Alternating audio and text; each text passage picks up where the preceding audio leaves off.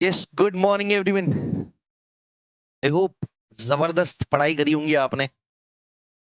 कल हमने ये वाला कॉन्सेप्ट पे खत्म करा था कि प्रीवियस ईयर की इनकम पे प्रीवियस ईयर में टैक्स कब लगता। तो उसके लिए शुरुआत करते हैं, समझते हैं स्टार्टिंग से। एक बार वापस से रिवाइज करवा देता हूँ। देखिए, जो प्रीवियस ईयर 25-26 है, इसकी इनकम पे नॉर्मली असेसमेंट ईयर 26-27 में टैक्स लगता है। मतलब जो 1 अप्रैल 2025 से लेके 31 मार्च 2026 तक आप पैसा कमाओगे, उसके बुक्स ऑफ अकाउंट क्लोज होंगे, 4 महीने का टाइम मिलेगा, 31 जुलाई को आपको उस पर टैक्स भरने का है। ये जो 31 जुलाई है, ये नेक्स्ट ईयर में आता है, इसलिए उसको कहते हैं 26-27। अब ये पीरियड में जो आपने इनकम अर्न करा है, इस पे टैक्स लग रहा है अगले साल। तो ये जो अगला साल है, इसको कहते हैं असेसमेंट ईयर। एंड क्योंकि ये असेसमेंट पिछले साल की इनकम का हो रहा है, तो जिस साल में आपने इनकम अर्न करा है, उसको कहते हैं प्रीवियस ईयर। ठीक है, यहां अपन ने ये समझा था। अब नॉर्मल रूल, जनरल रूल क्या है? Income of a previous year is taxed या is assessed to tax in next assessment year. But ये रूल की वजह से कुछ चोर उचक्के फायदा उठा रहे थे, तो उसके लिए कुछ 5 एक्सेप्शंस डाल दिए गए। 5 एक्सेप्शंस, इनके नाम आपको याद रखने। ये एक्सेप्शंस काय के हैं? ये एक्सेप्शंस है exception to the general rule, income of the previous year is taxed in next assessment year. या फिर इसको अगर दूसरे वर्ड्स में बोलूं, तो ये 5 एग्जांपल्स है जिसमें income of the previous year is taxed in same assessment year. जो प्रीवियस ईयर की इनकम है, वो उसी असेसमेंट ईयर में टैक्स हो जाएगी। मतलब प्रीवियस ईयर 25-26 रहेगा और असेसमेंट ईयर भी 25-26 रहेगा। उसमें 5 एग्जांपल थे। मैंने बोला था 2 बार लिखने हैं। कल रात में आपको 1 बार लिखना था, आज सुबह आपको 1 बार लिखना था, आज आप मेरे साथ 1 बार लिखोगे। ठीक है, कौन से 5 एग्जांपल्स थे? पहला, shipping business of non resident. Shipping business of non resident. Second, sir ये काय को बार बार लिखते हो, पगले हो गया? ऊपर का कॉपी पेस्ट कर दो नीचे। हाँ, बराबर है, मैं करूंगा, आप भी करोगे, मेरा तो चल जाएगा, आपका एग्जाम पास नहीं होगा। दूसरा, पर्सन। अच्छा, इसमें ना सीक्वेंस याद रखना जरूरी नहीं है, जो जैसे याद आ रहा है वो कर दो। Person living India, person living India, जो इंडिया के बाहर जा रहा है, without any intention of returning back या कमिंग बैक, दोनों भी चलता है। Returning back to India. ठीक है। तीसरा, person likely to transfer property. साथ में अभी एक और वर्ड याद कर लेना, एसेट्स, टू अवॉइड टैक्स। चौथा, एओपी और बीओआई फॉर्म्ड फॉर पर्टिकुलर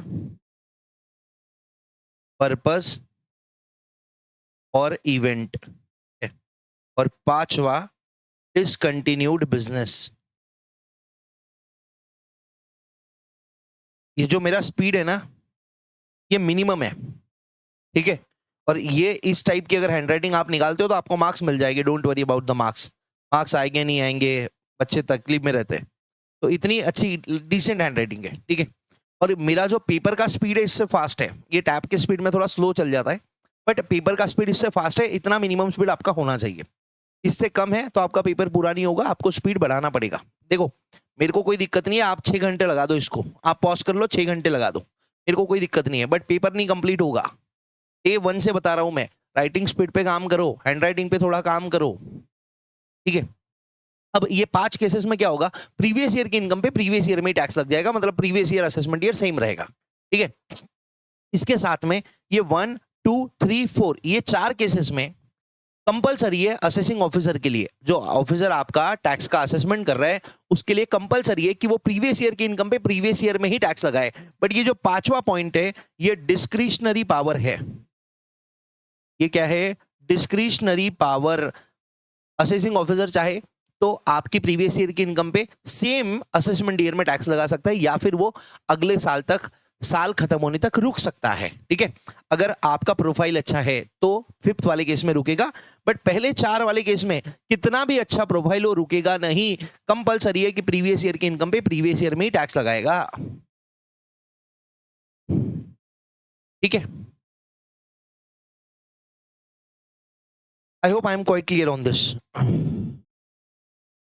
अब एक और चीज, इसके ना कुछ क्वेश्चंस डाले थे मैंने पुराने बुक से मेरे।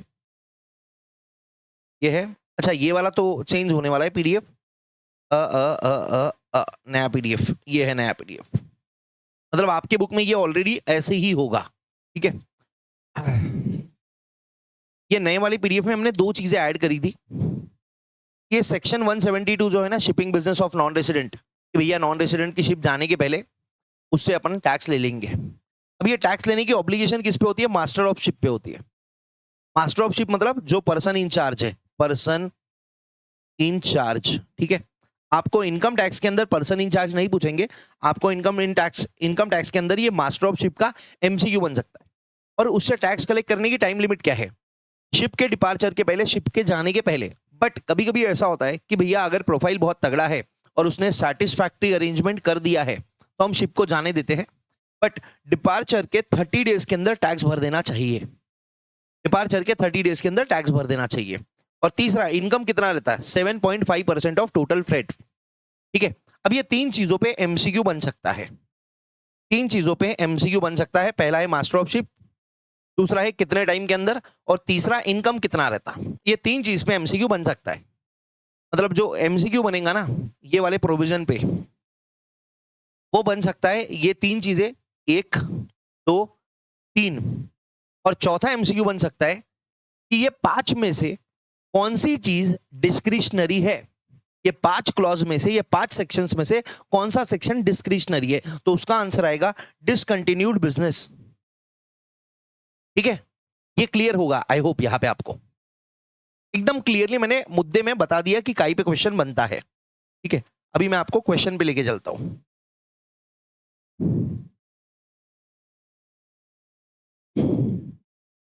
ये देखो, ये ऐसे एमसीक्यू बनते हैं। In which of the following cases assessing officer has a discretion to assess the income of the previous year in the previous year itself or in the subsequent assessment year। ठीक है, ये मेरी old वाली book है जो मैंने MCQ की book बनाई थी। उसके अंदर हमको बहुत सारे चेंजेस करने थे। जैसे यहाँ पे देखो, असेसमेंट के बाद ईयर लिखा ही नहीं है, तो जो हमारा पुराना टाइपिस्ट था वो गड़बड़ का था, तो अभी इसको अपडेट कर रहे हैं, धीरे धीरे अपडेट करके टेलीग्राम पर डालेंगे, फ्री में रहेगा ये सब कुछ। ठीक है, तो भैया कौन से केसेस में असेसिंग ऑफिसर के पास डिस्क्रिशन होता है कि वो प्रीवियस ईयर की इनकम पे प्रीवियस ईयर में टैक्स लगाएगा या अगले साल रुक सकता है?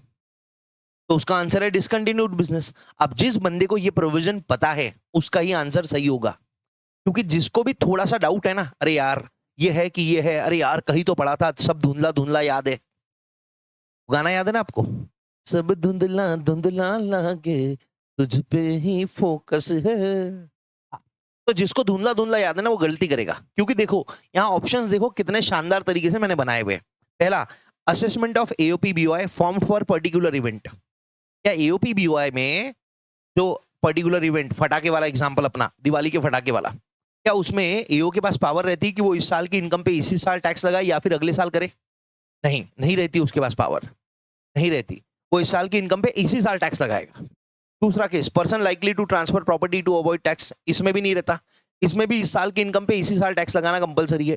Shipping business of non resident, पहला पॉइंट, इस साल की इनकम पे इसी साल टैक्स लगाना जरूरी है। तो फिर किस केस में असेसिंग ऑफिसर के पास पावर रहती है कि वो इस साल की इनकम पे अगले साल टैक्स लगा सकता है, रुक सकता है अगले साल तक? Answer is discontinued business. Answer is discontinued business. ठीक है, बट वो ऑप्शन में दिया ही नहीं है, तो answer would be none of the above. ठीक है, फिर ये बोलता है कि भैया सेकंड पॉइंट, ऑब्लिगेशन किस पे है? तो मास्टर ऑफ शिप पे है।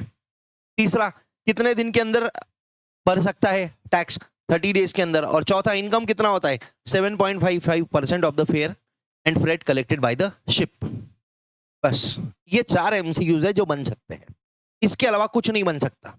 सर वो 2 3 4 5 पॉइंट में से नहीं बन सकता, एमसीक्यू नहीं बन सकता, उसमें पूछने लायक कुछ है ही नहीं। ठीक है, मतलब रैशनल माइंड का आदमी ये 4 ही एमसीक्यू बना के डाल सकता है, इसके अलावा कुछ भी नहीं डाल सकता। फिर गधा रहा तो कुछ भी डालेगा, उसके लिए क्या है, फिर कोई इलाज ही नहीं है। बट एक रैशनल आदमी अगर पेपर सेट कर रहा है तो वो ये 4 ही एमसीक्यू बना के डाल सकता है। इसको घुमाने का तरीका, लैंग्वेज का तरीका अलग हो सकता है, कॉन्सेप्ट यही 4 रहेंगे। ठीक है? जैसे टी वाले में नन ऑफ दी अबव ना डालते हुए डिसकंटिन्यूड बिजनेस डाल दिया, तो अपन डिसकंटिन्यूड बिजनेस पे टिक करेंगे, कॉन्सेप्ट तो अपने को पता है। ठीक है? हाँ। उसके बाद मैंने आपको कुछ एग्जांपल्स दिए थे। ये एग्जांपल के अंदर एक वाले एग्जांपल में यहाँ पे आपके बुक में हो सकता है 24-25 हो सकता है, पुरानी अगर किसी के पास बुक है तो यहाँ पे 24-25 उसको अपडेट कर लेना, 25-26 कर लेना। ठीक है? अब ये एग्जांपल्स देखते हैं, कितने बच्चों ने ये एग्जांपल्स करे हैं। कृपया करके मेरे को एक बार हाथ उठा के बताइए कितने बच्चों ने एग्जांपल्स करे हैं चैट बॉक्स में, कम ऑन। मतलब आपकी फितरत ही अलग है। जब मैं बोलता हूँ कि बताइए तब आप शांत बैठ जाते हो, जब मैं बोलता हूँ कॉन्सेप्ट पे ध्यान दीजिए तो आप चैट में इतना करते हो कि भैया मेरे को स्क्रीन बदलनी पड़ जाएगी किसी दिन। अभी मैं सोच ही रहा हूँ स्क्रीन को हटा के इधर लग देता तो, क्योंकि वो खट खट खट खट चैट ऊपर चलते रहती है, आदमी का एक वो सबकॉन्शियस जो रहता है ना, एक वो विजन रहती है, ऐसे बाजू का दिखता है, जैसे अपन वो लड़की दिखते तुम लोग ऐसे ऐसे नजरों से ऐसे। हाँ, तो ऐसी नजरों से मेरे को चैट दिखते रहती है, तो उससे परेशानी हो जाती है मेरे को। हाँ, बताइए। सब धुंधला धुंधला लागे तुझ पे ही फोकस है। ठीक है, जिन्होंने पढ़ा अच्छी बात है, जिन्होंने नहीं पढ़ा आपके पाप धर्म आपके साथ। मैं एक बार क्लास में बता देता हूँ। Mister x is living India for USA on 10th जुलाई, जून, जनवरी फिर मार्च अप्रैल में जून है, 10th जून 2025 को इंडिया के बाहर जा रहा है। ठीक है, जून को जा रहा है। And it appears to AO that he has no intention to return, वापस आने का कोई इरादा नहीं है। तो इंडिया से जाने के पहले मिस्टर एक्स से टैक्स लिया जाएगा। काय का लिया जाएगा बताइए?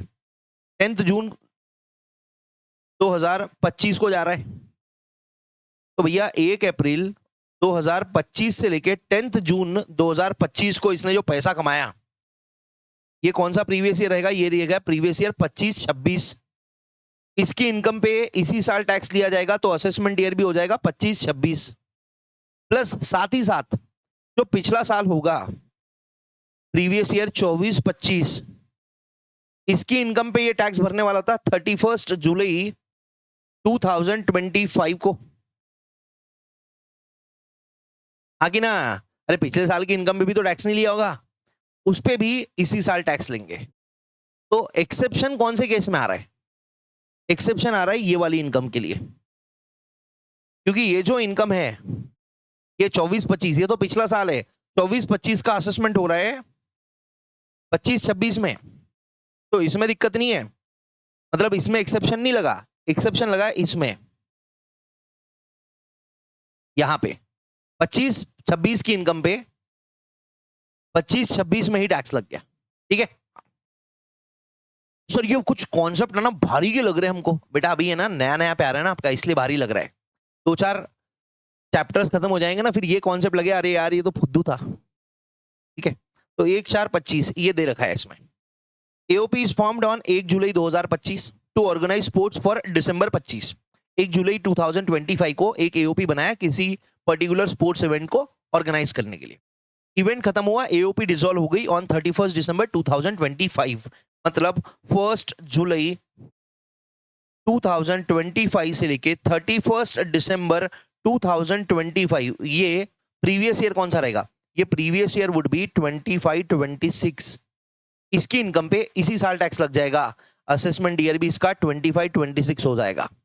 एक तो नॉर्मल रूल क्या है, प्रीवियस ईयर 25-26 की इनकम पे अगले साल 26-27 में टैक्स लगेगा, बट नहीं, इस पे इसी साल टैक्स लग जाएगा। क्यों? एओपी खत्म होने के बाद ये लोग बोलेंगे अरे भैया कौन है, हमको नहीं पता, वो तो एओपी की इनकम है, हम नहीं भरेंगे टैक्स। तो भैया हमने बोला ले ले भैया, अभी ले लेते तेरे से। ठीक है,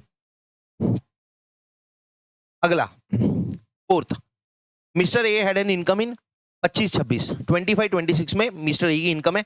नॉर्मल असेसमेंट कब होगा? 26-27 में, बराबर है। Now in August 2025, in the previous year 25-26, AO finds that Mr. A is selling his house and business asset to escape tax liability. Oh, person likely to transfer asset or property to avoid tax, ये वाला point है। ठीक है। अब एक जो मैं जब स्टूडेंट था तब मेरे दिमाग में जो सवाल आता था ना, दैट वाज, सर एओ को कैसे पता चलेगा, एओ को कैसे पता चलेगा कि मिस्टर ए एसेट बेच रहा है? तो पता चल जाएगा। कैसे पता चलेगा वो तुम कीड़े मत करो, वो उनके अपने सोर्सेस है। ठीक है, हाँ। तो अभी क्या होगा, अगस्त 25, मतलब 25-26 का असेसमेंट 26-27 में होने वाला है, तो एओ रुकेगा क्या 26-27 तक? तब तक तो ये आदमी एसेट बेच बाच के पैसा लेके गायब हो जाएगा। तो mister he can assess income of mister A from 1 April से अगस्त तक and levy tax in 25-26 itself. ठीक है। फिर example 5, mister R runs a business that he closes on 30 सितंबर 2025, 25-26, 30 सितंबर 2025 में उसने अपना बिजनेस क्लोज कर दिया। तो अभी दो ऑप्शंस रहेंगे, 1 अप्रैल 2025 से लेके 30 सितंबर 2025 तक का इनकम प्रीवियस ईयर 25-26 में ही टैक्स हो जाएगा, मतलब असेसमेंट ईयर भी रहेगा 25-26 itself after the business is continued. और एओ के पास ऑप्शन है, he will wait till the end of assessment year to assess it in assessment year 26-27। ठीक है, वो वेट करेगा till the end of previous year होना चाहिए, यहाँ पे कर दो previous year, till the end of previous year. ठीक है, और उसको नॉर्मल कोर्स में जो 25-26 की इनकम कब टैक्सेबल होती है, 26-27 में नॉर्मल कोर्स में, उस तरीके से भी वो टैक्स कर सकता है, या फिर वो 25-26 में भी टैक्स कर सकता है। वो डिपेंड करता है आदमी का प्रोफाइल कैसा है। अगर मेरे जैसा ऑनेस्ट टैक्स पेयर है तो मेरे लिए रुकेगा ये वो, आपके साथ छोटा टैक्स पेयर है तो आपके लिए ये वो नहीं रुकेगा। ठीक है, डन। यहाँ पे अपने सारे एक्सेप्शंस खत्म हो गए। सर ये एग्जाम्पल्स क्वेश्चन में आएंगे क्या? ना, ना इनके एग्जाम्पल्स आएंगे, ना आपको ये थ्योरी क्वेश्चन में लिखना है। आपको क्या लिखना है? आपको लिखने ये पॉइंट्स, आपको लिखने ये सारे पॉइंट्स। ठीक है, अब ये जो मैंने shipping business of non resident में इतने सारे पॉइंट्स बताए ना, ये पूरे आपने नहीं भी लिखे, जैसे ये ऑब्लिगेशन टू फाइल रिटर्न, ये 30 डेज वाला टाइम लिमिट, ये नहीं भी लिखा ना चल जाएगा। देखो आपके इंटरमीडिएट में ना ये इतना ही दे रखा है, बट फाइनल के अंदर ये बहुत ज्यादा डिटेल में दे रखा है। इसका एक अलग से असेसमेंट आता है। ठीक है, इसका सेक्शन 172 नॉन रेसिडेंट का असेसमेंट आता है। तो इंटरमीडिएट में जो आपका सिलेबस है ना बच्चा, इंटरमीडिएट में आपका syllabus is only for individual, वो भी रेसिडेंट। ठीक है, हाँ मतलब नॉन रेसिडेंट के आपको टैक्स रेट से याद करने हैं, उनको रिबेट विबेट नहीं मिलता। बेसिक बेसिक जो नॉन रेसिडेंट की चीजें ना, नॉन रेसिडेंट से रिलेटेड आपको सिर्फ बेसिक चीजें याद करनी है। डिटेल में कब आएगा? फाइनल के अंदर आएगा। डिटेल में कब आएगा? फाइनल में आएगा। तो इंटरमीडिएट में इंडिविजुअल, और वो भी रेसिडेंट इंडिविजुअल की बात। बाकी जो लोग हैं, पर्सन जो अपन देखने वाले, उनकी भी बातें यूजुअली फाइनल में ज्यादा होती है, इंटरमीडिएट में कम होती है, बट टैक्स रेट उनके याद करने पड़ेंगे अपने को। ठीक है, चलो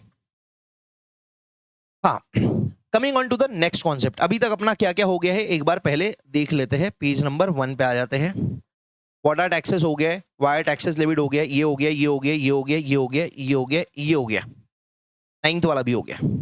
अभी अपना 10th चल रहा है। ये जो 11th वाला पॉइंट है ना, ये मैंने सबसे लास्ट में डाल दिया है। तो अभी अपना टारगेट इज, ब्रेक के पहले अपन क्या कर ले, 10, 12, 13 कर ले, और ब्रेक के बाद में will go with this 14th slab rate for individual, HUF, AOP, BOI, artificial juridical person, the wonderful, the most wonderful concept. ठीक है, तो उसके पहले आपको एक कुछ थोड़ा बैकग्राउंड देना पड़ेगा ना, तो देयरफॉर इट इज रिक्वायर्ड कि भैया ये सारी चीजें आपको पढ़ाई जाए। अब first previous year for new business या न्यू सोर्स। अब न्यू सोर्स को अभी थोड़े टाइम के लिए गोली मार दो आप। अब न्यू बिजनेस के हिसाब से समझो, आपने नया बिजनेस चालू करा, तो उसका पहला प्रीवियस ईयर क्या रहेगा? सर पहला प्रीवियस ईयर क्या रहेगा, मतलब ये कौन सी बड़ी बात पूछ रहा हो? 1 अप्रैल रहेगा। अरे पागल है क्या, मैंने बिजनेस चालू ही नहीं करा था। मैंने बिजनेस चालू करा 24 फरवरी 2026 को। मैंने 1 अप्रैल 2025 को चालू नहीं करा।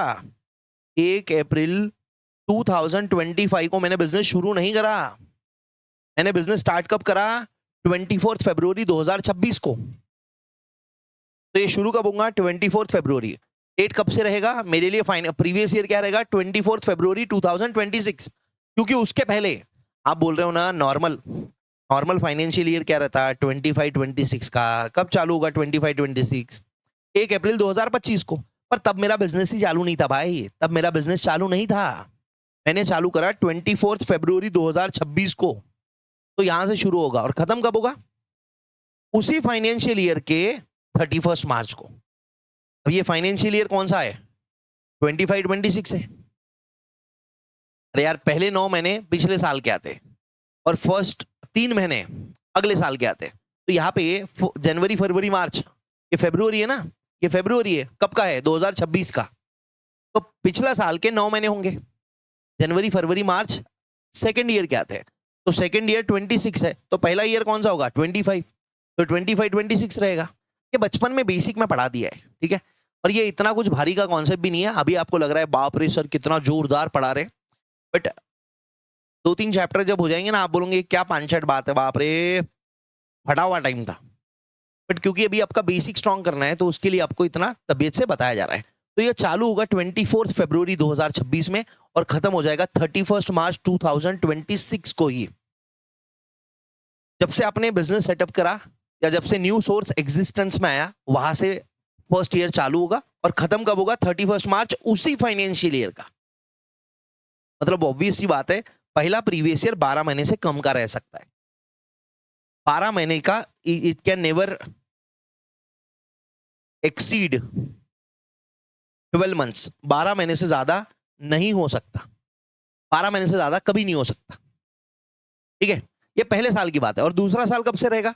नॉर्मल जैसे रहता है, 1 अप्रैल से लेके तो अगले साल तक। तो सेकेंड ईयर कब रहेगा इसका? सेकेंड ईयर कब रहेगा? Second previous year, second previous year रहेगा 1 अप्रैल 2026 से लेके टू 31 मार्च 2027, ठीक है। अब यहां पे देखिए, यहां पे प्रीवियस ईयर जो है वो लेस देन 12 मंथ्स का है, बट इसका असेसमेंट कब होगा? सेम तारीख को, सेम डेट को असेसमेंट ईयर होगा, ठीक है। हाँ, तो first previous year will be less than और equals to 12 months. Less than ही रहता है यूजुअली, अनलेस एंड अनटिल आपने 1 अप्रैल को चालू करा। अगर किसी ने नया बिजनेस 1 अप्रैल को चालू करा ना, तो उसका प्रीवियस ईयर रहेगा 1 अप्रैल से लेके 31 मार्च तक। बट आपने बीच में किसी भी डेट में चालू करा, तो उस डेट से लेके तो 31 March of the same financial year. एक साल से बड़ा मत कर देना, नहीं तो ईयर का कॉन्सेप्ट ही आप खत्म कर दोगे। अरे ईयर मतलब क्या है? जो 365 डेज रहता है, 365 366 डेज, लीप ईयर में 366 रहता, ठीक है। आप अगर बोल रहे हो, अगर कोई नमूना है जो बोल रहे हैं कि 24 फरवरी 2026 से चालू करके 31 मार्च 2027 को खत्म करता हूं, तो भैया वो तो ईयर का कॉन्सेप्ट ही आपने खत्म कर दिया। ईयर मैक्सिमम 1 साल का रहेगा ना, आप 1 साल से ज्यादा का कैसे ले रहे हो और उसको ईयर बोल रहे हो? मार पड़ेगी तुमको। तो फर्स्ट प्रीवियस ईयर 12 महीने उससे कम का रह सकता है, 12 महीने से ज्यादा का नहीं रह सकता है, ठीक है बात। हाँ, ये 2 एग्जाम्पल्स है। नया बिजनेस सेटअप किया, ये एग्जाम्पल्स की मैंने आपको एग्जाम्पल्स बताए। 24 फरवरी 2026 को चालू कब होगा? 24 फरवरी 2026 और खत्म कब होगा? 31 मार्च 2026 को। तो ये कौन सा प्रीवियस ईयर कहलाएगा? ये कहलाएगा 25-26 ही, कहलाएगा 25-26 ही। और इसका असेसमेंट ईयर क्या रहेगा? 26-27। सेकेंड प्रीवियस ईयर क्या रहेगा? 25-26 के बाद 26-27 आता है और उसका असेसमेंट ईयर क्या रहेगा? 27-28। सिंपल है, ठीक है। और सर इस पे क्वेश्चन आते क्या? नहीं आते भाई, नहीं आते। बुक में दे रखा है इसलिए बता दिया मैंने, ठीक है। हाँ, अब आपसे गुजारिश है एक बार इसको आप पढ़ लीजिए प्लीज, मैं आपको फुल स्क्रीन करके देता हूं।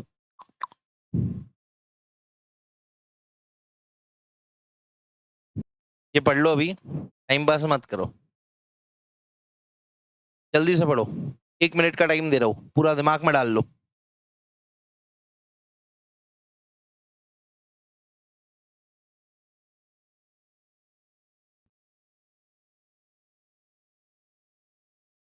रिकॉर्डेड वाले बच्चे, अगर आपको ज्यादा टाइम लग रहा है तो आप पॉज करके कर सकते हो बेटा, ठीक है।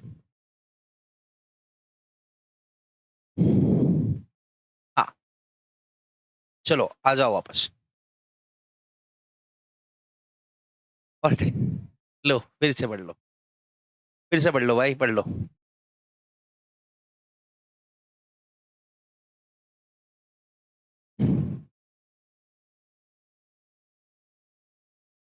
यार इसमें अगर 1 मिनट जाएगा ना तो बहुत दिक्कत है अपने को, सिलेबस होगा नहीं अपना टाइम पे, मैं पहले ही कह रहा हूँ, ठीक है। मेरे को क्या है, मैं रुक जाता हूँ, मेरे को कुछ भी नहीं है, ठीक है। अब देखो एक चीज, अगर अब ये जो पूछ रहे हैं ना, ये कोई इतना भारी का कॉन्सेप्ट नहीं है, आपको अभी लग रहा है, आगे चल के ये बहुत सिंपल लगेगा। आपको लगेगा यार मैं तीसरे दिन तो ये इसमें माथा बच्ची कर रहा था।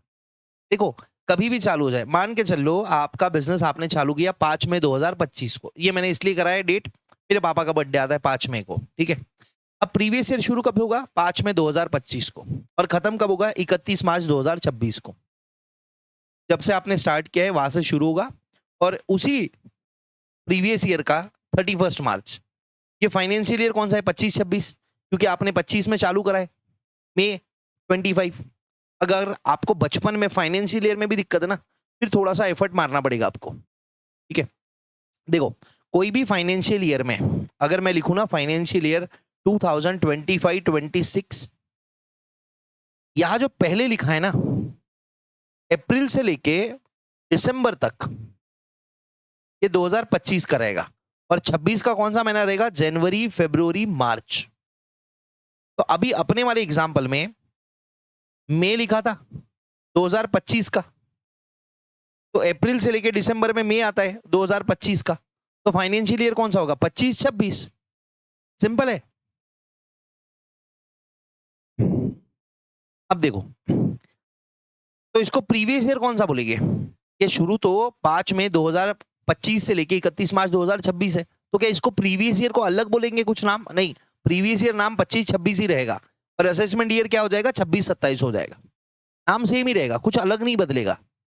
सेकेंड केस, मैंने बिजनेस शुरू करा 30 अप्रैल 2024 को, तो ये कौन से साल में आता है? अप्रैल से लेके दिसंबर, पहले साल का रहता, तो ये बन जाएगा 24-25।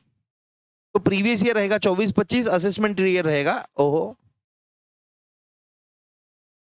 25-26 रहेगा असेसमेंट ईयर, बराबर।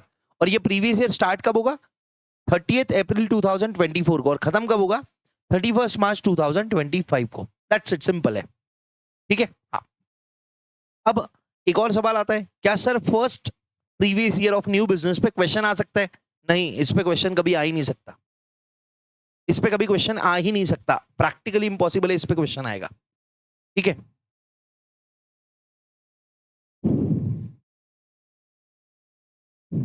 ठीक है, चलो ठीक है। अब अगली चीज पे आता है, डेफिनेशन ऑफ पर्सन। पर्सन की डेफिनेशन, अगर आपको याद होगा तो मैंने आपको लेक्चर 2 में बताया था कि income tax is a tax levied on total income of a person during the previous year. तो अपन ने अगर स्टार्टिंग पे जाए ना हैंड रिटन नोट्स के,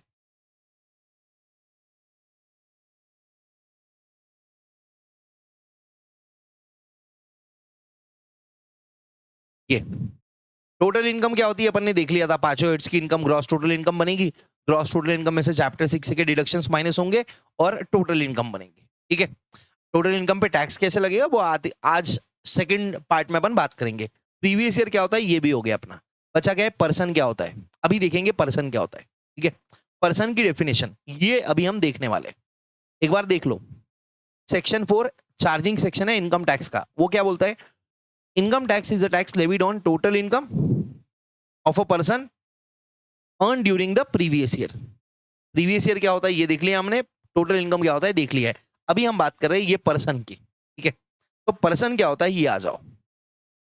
अब देखो, ये पर्सन की ब्रॉड कैटेगरी है। मैं कभी भी जब मेरा जो अप्रोच होता है, द अप्रोच इज सिंपल। मैं क्या करता हूं, मैं पहले आपको बेसिक मोटा मोटा एक बार बता देता हूं, उसके बाद अपन डीप डाइव करेंगे, एनालिसिस करेंगे, डिटेल में क्या है वो बुक में से देखेंगे। तो ये हैंड रिटन नोट्स में मैंने आपको एकदम बेसिक में दे रखा है। पर्सन की डेफिनेशन, अपने को क्या लगता है, आपको क्या लगता होगा? पर्सन मतलब एक इंसान, जैसे अपन बोलते he is a nice person, he is a good person, he is a bad person, he is such a jealous person. हम जब अपनी कॉमन इंग्लिश में बात करते हैं तो पर्सन मींस एक इंसान, बट इनकम टैक्स में पर्सन का ब्रॉडर डेफिनेशन दिया है, ब्रॉडर डेफिनेशन है मतलब बड़ा। ये लिखने की जरूरत नहीं है। यहां पे पर्सन को 7 कैटेगरीज में स्प्लिट करा गया है, 7 कैटेगरीज में डिवाइड किया गया है। पर्सन को कितने कैटेगरीज में डिवाइड किया गया है? 7 कैटेगरीज में। एंड ट्रस्ट मी, एक बार ये एग्जाम में आया था कि पर्सन की डेफिनेशन में कितनी कैटेगरीज आती है। और देखो ये सबको पता होता है कि भैया ये कैटेगरीज आती है, बट नंबर ऑफ कैटेगरीज किसी को याद नहीं रहती है। तो याद रखिएगा लकी सेवन, 7 कैटेगरीज में पर्सन की डेफिनेशन को डिवाइड किया गया है। ठीक है, क्या क्या नाम है ये अपन एक बार देख लेते हैं। पहले आता है इंडिविजुअल। इंडिविजुअल मतलब क्या? एक नेचुरल ह्यूमन बीइंग, एक इंसान जो सांसें लेता है। मतलब उसमें मैं भी आ गया, उसमें आप भी आ गए, आपके घर वाले भी आ गए, मेरे घर वाले भी आ गए, लड़का लड़की औरत बुढ़ा बुढ़ी सब आ गए, बच्चे भी आ गए, पागल डिसेबल्ड लोग भी आ गए, पगले भी आ गए, अनसाउंड माइंड के भी आ गए, सब आ गए। नेचुरल ह्यूमन बीइंग, एक इंसान जो नेचुरल प्रोसेस से पैदा हुआ है, मतलब जो अपनी माँ की पेट से आया है, वो होता है इंडिविजुअल। सर सारी तो माँ की पेट से आते हैं? नहीं, कंपनी अपने माँ की पेट से नहीं आती, कंपनी को लॉ बनाता है, कंपनी लॉ के पेट से आता है। ठीक है ना? हाँ, आपने सुना होगा ना, company is a artificial legal person, legal entity है कंपनी, लॉ के तहत बनी है, it is made by operation of law. HUF by birth बनता है। Hindu undivided family, HUF, Hindu undivided family, long form लिखना मत। ठीक है, हिंदू अनडिवाइडेड फैमिली। अब बोला तो हिंदू है, बट इसमें जैन भी आता है, सिख भी आता है। मुस्लिम अनडिवाइडेड फैमिली इसमें नहीं आती है, उनके लिए एक अलग एक्ट है। ठीक है, फैमिली ये एक बहुत बड़ा टैक्स प्लानिंग डिवाइस है। कैसे है वो आगे मैं आपको 2-3 लेक्चर के बाद बताऊंगा कि HUF से कैसे लोग टैक्स प्लानिंग करते हैं। Individual, HUF, Hindu undivided family, इसमें फैमिली बिजनेस आता है। फैमिली के अंदर जो हेड रहता है ना, उसको कहते हैं कर्ता। आपने ये बचपन में 12th स्टैंडर्ड में अगर कॉमर्स कर रहे हो तो फॉर्म्स ऑफ बिजनेस ऑर्गेनाइजेशन में पढ़ा था। इंडिविजुअल की जगह वहां लिखा था सोल प्रोप्राइटर। सोल मतलब अकेला। फिर किसी का फैमिली बिजनेस रहता है तो वो HUF की कैपेसिटी में ऑपरेट करता है। फिर अगर आपने पार्टनरशिप फर्म बना लिया तो फर्म में आ जाएंगे आप। पार्टनरशिप फर्म, LLP, ये नया कॉन्सेप्ट है, 10 साल पहले ही आया लगभग। Limited liability partnership. Partnership firm या LLP दोनों को सेम ट्रीटमेंट दिया जाता है इनकम टैक्स में, एक्सेप्ट सेक्शन 44 AD ADA, ये आपको अभी जरूरत नहीं है समझने की। जो मैंने एक्सेप्ट बताया ना वो आगे आएगा, ये अपने को डिटेल में अपन PGBP में पढ़ने वाले हैं। ठीक है, तो क्या क्या है भैया बताओ। इंडिविजुअल है, एक जीता जागता इंसान। HUF है, Hindu undivided family. Partnership firm या LLP है। फर्म, फर्म में क्या रहता है? अनलिमिटेड लाइबिलिटी रहती है। LLP में पार्टनर्स की लिमिटेड लाइबिलिटी होती है। फर्म में पार्टनर्स की अनलिमिटेड लाइबिलिटी होती है, LLP में पार्टनर्स की लिमिटेड लाइबिलिटी होती है। ये चीजें अपने को, फर्म क्या होता है, LLP क्या होता है, उसके डिटेल्स में नहीं जाना है, वो लॉ में आएगा आपको। ठीक है, इनकम टैक्स में इनको एक अलग पर्सन माना जाता है। फिर कंपनी होती है, लिमिटेड लिखा होता है उसके सामने, जैसे PCA एडुकेटर्स प्राइवेट लिमिटेड। ठीक है ना, प्राइवेट लिमिटेड। कंपनी में दोनों आ गई, पब्लिक भी आ गई, प्राइवेट भी आ गई, इंडियन भी आ गई, डोमेस्टिक भी आ गई। ये सब कुछ मैंने यहां पे डिटेल में दे रखा है कंपनी के बारे में, इसकी बात अपन बाद में करेंगे। कंपनी, फिर आता है AOP BOI। ये क्या होता है ये लास्ट में देखेंगे अपन, जब मैं आपको फॉर्म पढ़ाऊंगा ना उसके साथ में यहाँ पे AOP BOI भी पढ़ा दूंगा, अभी इसकी चिंता मत करो, पर नाम याद रख लो। इंडिविजुअल, HUF, पार्टनरशिप फर्म या LLP, कंपनी 5वें नंबर पे AOP BOI, 6वें पे है local authority, municipal corporation. Local authority में क्या क्या आता है लिखना नहीं है, सुनना है सिर्फ। ग्राम पंचायत जो छोटे छोटे विलेजेस में रहती है, या फिर जो डिस्ट्रिक्ट प्लेस पे रहती है, जिला परिषद, वो भी आता है। फिर म्युनिसिपल कॉर्पोरेशंस जो बड़े बड़े शहरों में रहती है, शहरों में रहती है म्युनिसिपल कॉर्पोरेशन, जैसे पूना में है PMC, Pune municipal corporation. Pune के बाजू में ही एक और शहर है पिंपरी चिंचवड, उसमें है PCMC, Pimpri Chinchwad municipal corporation. Mumbai में है BMC, Bombay municipal corporation. Delhi में है, नोएडा में है शायद, greater Noida GNMC, greater Noida municipal corporation. Delhi का कुछ और नाम होगा, मतलब ये म्युनिसिपल कॉर्पोरेशन है। इनको भी अलग पर्सन माना गया है। सर क्यों? क्योंकि इनका टैक्स अलग है, आगे बताऊंगा मैं आपको। और ये 6 के अलावा अगर आप कोई और हो तो आप आ जाओगे आर्टिफिशियल जुरिडिकल पर्सन में। आर्टिफिशियल जुरिडिकल पर्सन, अब ये 6 के अलावा जो भी इंसान है ना वो कहा आएगा, 7th कैटेगरी में आएगा, AJP। इसको क्या लिखा जाता है? AJP। ठीक है, अब ये सातों चीजें आप साथ में मेरे लिख लो। पर्सन यहां से हटा देना है। ओहो,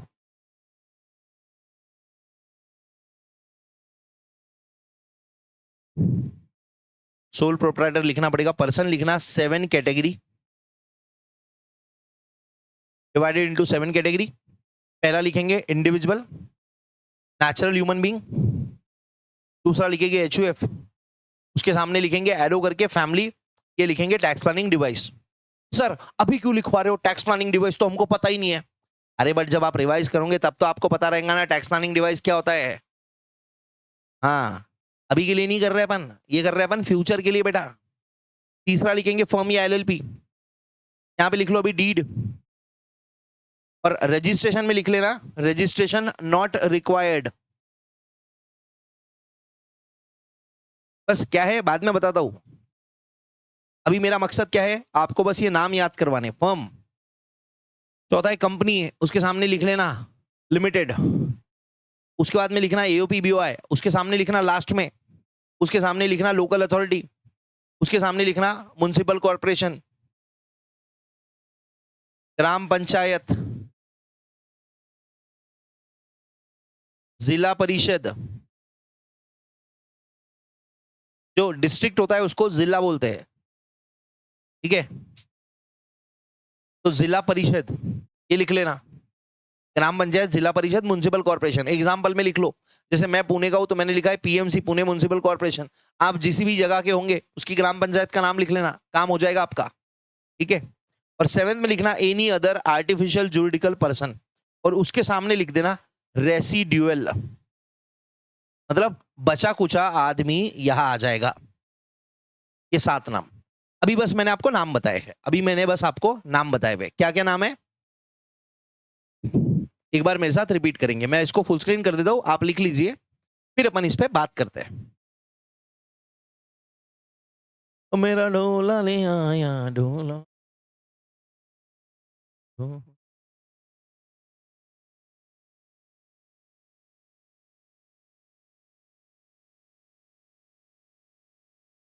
लिख लीजिए इसको।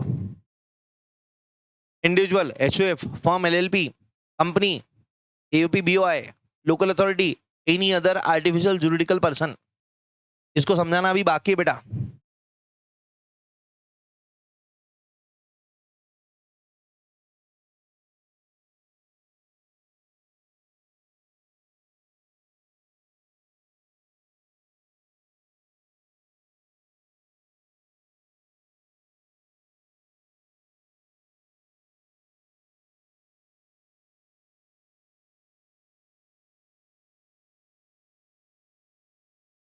आई होप लिख लिया होगा,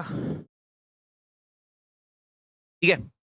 अब ये 7 टाइप के पर्सन है, ये आपके बुक में लिखा है, ये आपको अपने साथ रखना है, ठीक है।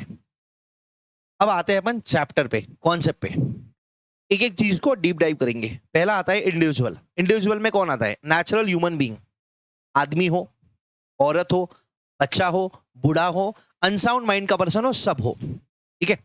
बट बचपन में हमने क्या पढ़ा था? कॉन्ट्रैक्ट में पढ़ा था माइनर और अनसाउंड माइंड का पर्सन किसी के साथ कॉन्ट्रैक्ट कर ही नहीं सकता। और बिजनेस तो कॉन्ट्रैक्ट से चलता है, या फिर गवर्नमेंट के साथ आपको टैक्स देना है, गवर्नमेंट बोल रही है टैक्स दो, आप क्या बोलोगे? मैं तो बच्चा हूं। तो बोलते हैं माइनर और अनसाउंड माइंड का जो असेसमेंट होता है, उनकी इनकम पे जो टैक्स भरना पड़ता है वो भरना पड़ता है उनके गार्डियन को, ठीक है। गार्डियन को भरना पड़ता है। ये आई डोंट थिंक एग्जाम में इतना कुछ रेलेवेंट है ये, बट पता होना चाहिए, ठीक है। सेक्शन 161 यहाँ पे अनसाउंड माइंड और माइनर की बात करता है, जो कि कुछ खास काम का है नहीं अभी आपके लिए, ठीक है। अब जो आदमी मर गया, समझो किसी ने पूरे प्रीवियस ईयर में दबा के पैसा कमाया और बराबर 31 मार्च को चले गया। अब असेसमेंट ईयर में उससे टैक्स मांगने जा रहे, तो उसका बच्चा बोल रहा है कि भैया पप्पा तो चले गए, आप भी जाओ ऊपर टैक्स मांगने को। ऊपर जाएंगे टैक्स मांगने? नहीं। फिर उसका जो असेसमेंट है वो किस पे होगा? उसके लीगल रिप्रेजेंटेटिव पे, जिसने उसकी पूरी इनकम पे, मतलब जिसने टेक ओवर करा है ना, सक्सेसर, उसको टैक्स भरना पड़ेगा पिछले साल की इनकम पे। टैक्स नहीं छोड़ेंगी। देखो, सासें चली गई पर गवर्नमेंट कहती है टैक्स नहीं छोड़ेंगे, ओके। हाँ, फिर सेकंड आता है Hindu undivided family. Natural individual में बस इतना ही काम का है, natural human being, that's it, खत्म। फिर आते हैं हिंदू अनडिवाइडेड फैमिली एचयूएफ पे। मैंने आपको बोला था लिखना मत, क्यों? क्योंकि ये यहाँ पे दे रखा है हिंदू अनडिवाइडेड फैमिली। ये एक अलग टैक्सेबल एंटिटी है, ये एक अलग टैक्सेबल एंटिटी है। अगर आप देखोगे तो यहाँ आ जाओ। अच्छा, ये फर्म एचयूएफ कहाँ गया रे? एचयूएफ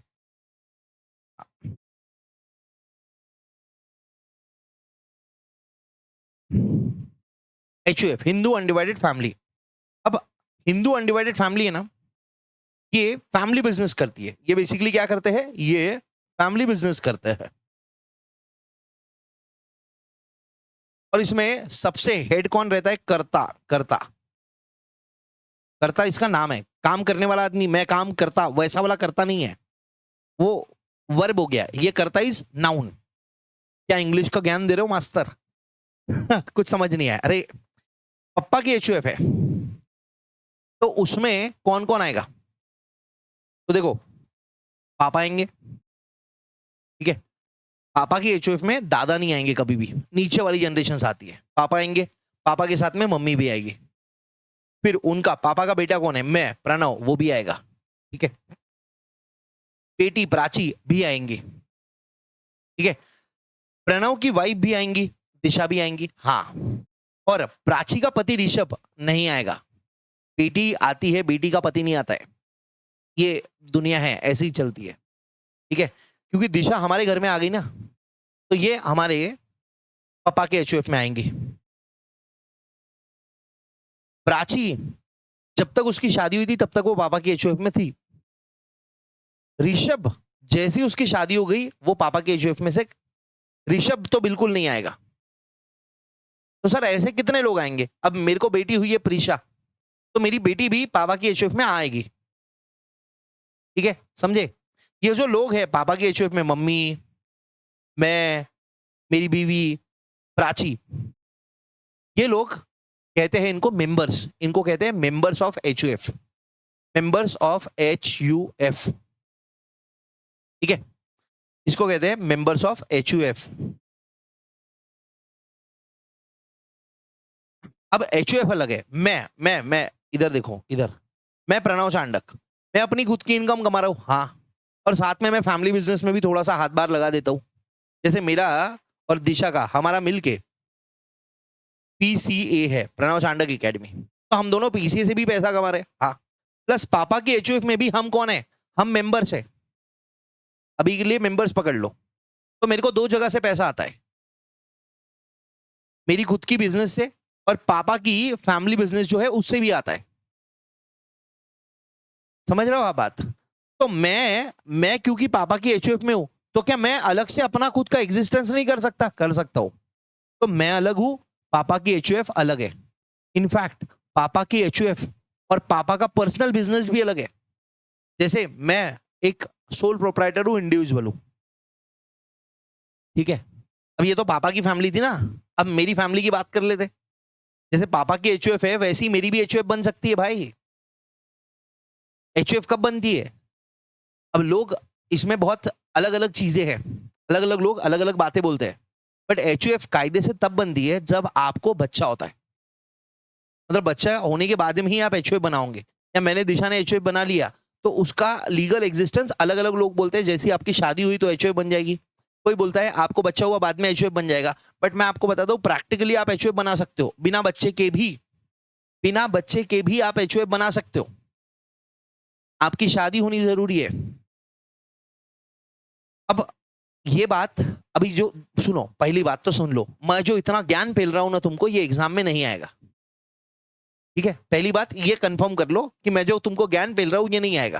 मैंने 2-3 जगह पे एचयूएफ के बारे में बहुत लंबी टैक्स प्लानिंग डिवाइसेस के ज्ञान फैल रखे हैं।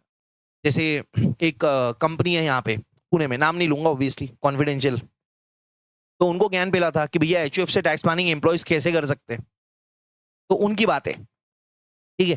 तो अभी देखो, पापा की एचयूएफ में मैं आ रहा हूं, पर मेरी खुद की भी एचयूएफ हो सकती है, ठीक है। प्राची और ऋषभ की इनकी अलग से एचयूएफ है, हमारी, मेरी और दिशा की अलग एचयूएफ है। तो मेरे 2 रिटर्न्स जाते हैं, एक मेरा एज एन इंडिविजुअल जाता है, दिशा का एज एन इंडिविजुअल रिटर्न जाता है, इनकम टैक्स रिटर्न, ठीक है। पापा का अलग रिटर्न जाता है, मम्मी का अलग रिटर्न जाता है, पर पापा की एचयूएफ का एक अलग रिटर्न जाता है। क्यों पता है? क्योंकि स्लैब रेट या जो बेसिक एग्जाम्पशन लिमिट है ना, वो 2 मिल जाती है। थोड़ी देर में बताऊंगा, मतलब ब्रेक के बाद में आपको बताऊंगा बेसिक एग्जाम्पशन लिमिट क्या होता है। ठीक है, अभी बस सुन लो मेरी बात है। ये एग्जाम में वैसे ही नहीं आना है, इसको आपको मैं बड़ा बना रहा हूं। ठीक है, तो एचयूएफ, पहली बात जो गलत फहमी रहती है लोगों को कि एचयूएफ बच्चा होने के बाद बनती है, ना, गलत बात है। जैसे ही आपकी शादी हो गई आप एचयूएफ बना सकते हो। ठीक है, आपको चाहिए तो मैं आपको प्राची और ऋषभ का एग्जाम्पल देता हूं। इनकी एचयूएफ बन चुकी है ऑलरेडी, अभी तक प्राची को बेटा बच्चा नहीं हुआ है। ठीक है ना। अब दूसरी बात, पहले 2006 के पहले क्या होता था, कम से कम 2 आदमी लगते थे एचयूएफ बनाने को। कम से कम 2 आदमी लगते थे एचयूएफ बनाने को 2006 के पहले। बट बाद में उसमें हिंदू एक्ट में चेंज लाया गया और बोला गया कि सिर्फ एक आदमी रहा तो भी काफी है हिंदू अनडिवाइडेड फैमिली बनाने के लिए। मतलब मैं और दिशा मिलके एचयूएफ बना सकते हैं, हमने बनाई हुई है। प्राची और ऋषभ ने मिलके एचयूएफ बनाई हुई है, ये हकीकत में बनाया है। आपको चाहिए ना तो मैं इसका आपको पैन भेज दूंगा, दिखा दूंगा कल के लेक्चर में। अब देखो, ये सेपरेट टैक्सेबल एंटिटी रहता है। जैसे प्रणव चांडक, दिशा चांडक, हमने टीपीसीएचयूएफ बना रखा है। दिशा प्रणव चांडक का एचयूएफ है, तो ये दिशा प्रणव चांडक का एचयूएफ अलग है, प्रणव चांडक अलग है, दिशा चांडक अलग है। Status by birth not by law, क्योंकि मैं मेरे पापा की फैमिली में पैदा हुआ हूं। ये जो है ना फैमिली ट्री हमारा, क्योंकि मैं पापा की फैमिली में आया हूं तो मैं पापा के एचयूएफ का पार्ट हूं। ठीक है, कोई भी ऐरा गहरा नत्थु गहरा मेरे पापा के एचयूएफ में पार्ट नहीं बना सकता। ठीक है, बाय बर्थ है, बाय लॉ नहीं है। Can exist with single male member, लिखा है मैंने कि भैया सिर्फ अकेला आदमी मिलके एचयूएफ बना सकता है। सर मैं इंडिविजुअली, जब मैं अनमैरिड था तो मैं बना सकता हूँ एचयूएफ? अरे नहीं नहीं यार, फैमिली की बात है, बात फैमिली की है। और फैमिली की शुरुआत होती है जब आप शादी करते हो, तो शादी के बाद आपकी एचयूएफ बन सकती है। सर ये मत बोलो, फैमिली में तो मम्मी पापा आते हैं ना, हाँ वो बचपन से ही रहता है, पर वो नहीं है, नहीं जमता। आप पापा की एचयूएफ में हो, जब आपकी खुद की शादी बनेगी होंगी तब आपकी खुद की एचयूएफ बन सकती है। आप और आपकी बीवी 2 लोग मिलकर बढ़िया से फैमिली बना सकते हो, हिंदू अनडिवाइडेड फैमिली।